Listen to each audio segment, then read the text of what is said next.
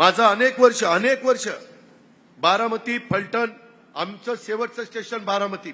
आम्हाला नेहमी वाटायचं बारामती पासून पुढे फलटण आणि खाली साऊथला आपल्याला जाता आलं पाहिजे. काम होत नव्हतं. शेवटी आम्ही हा निर्णय ज्यावेळेस घेतला आणि त्याच्यानंतर मी मोदी साहेबांना भेटलो. त्यांना म्हटलं, साहेब हे आमचं 10-15 वर्ष पडलंय काम, आम्हाला तिथं पुढे जाताच येत नाही.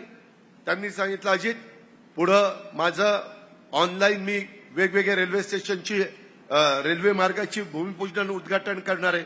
त्याच्यात बारामती फलटण आलं आणि ते काम झालं. मित्रांनो, बहुजन समाजाच्या भल्याकरता, माझ्या आदिवासी समाजाच्या कल्याणाकरता, माझ्या मागासवर्गीय समाजाला इतरांच्या बरोबरीनं आणण्याच्या करता जर विकास करायचा असेल तर केंद्र आणि राज्य सरकार एका विचाराचं असेल तर करोडो रुपयाचा पैसा हा आपल्याला खेचून आणता येतो. आज दिलीप मोहितेंना विचारा, अतुल बेनकेला विचारा, दिलीप वळसे पाटलांना विचारा, किती पैसा जुलैमध्ये आम्ही सरकारमध्ये गेलो, जुलैपासून आतापर्यंत किती कोटी रुपयाचा निधी हा विकास कामाच्या करता दिला गेलेला आहे.